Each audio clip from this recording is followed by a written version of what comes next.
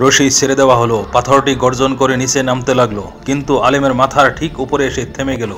এ দৃশ্য দেখে সবাই অবাক হয়ে গেল। এক সময়ের কথা, এক রাজা ছিলেন, যিনি একদিন রাগের বশে 3 জন নির্দোষ মানুষকে মৃত্যুদণ্ডের আদেশ দিলেন। রাজার হুকুম মোতাবেক সেই 3 জনকে ফাঁসির ময়দানে নিয়ে যাওয়া হলো। সেখানে মৃত্যুদণ্ড কার্যকর করার এক অদ্ভুত ব্যবস্থা ছিল।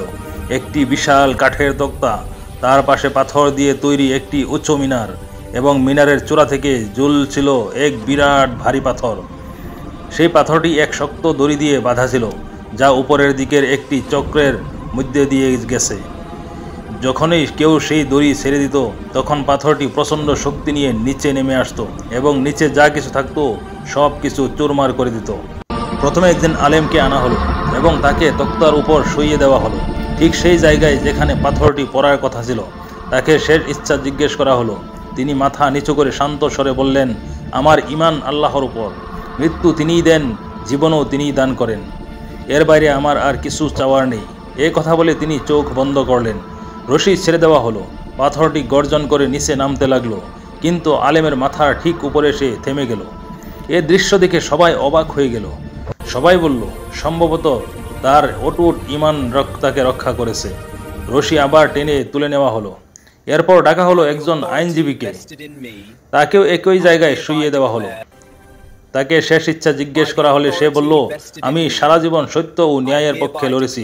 আমি বিশ্বাস করি, যেখানে ন্যায় আছে সেখানে বিজয়ও থাকবে। আজ এখানেও ন্যায় প্রতিষ্ঠিত হবে। রশি আবার ছেড়ে দেওয়া হলো। পাথরটি আগের মতোই নিচে নেমে এলো, কিন্তু এবারও মাথার উপর এসে থেমে গেল। জনতা হতবাক। সবাই বলল, হয়তো ন্যায়ের শক্তি তাকে বাঁচিয়ে দিল। উকিলও নিরাপদে নিচে নেমে গেল। শেষে আনা হলো এক দার্শনিককে। তাকেও মৃত্যুর তক্তায় শুইয়ে দেওয়া হলো। শেষ ইচ্ছা জিজ্ঞেস করা হলে সে হেসে বলল, না আলেমকে তার আল্লাহ বাঁচিয়েছেন, না উকিলকে তার ন্যায়বোধ বাঁচিয়েছেন।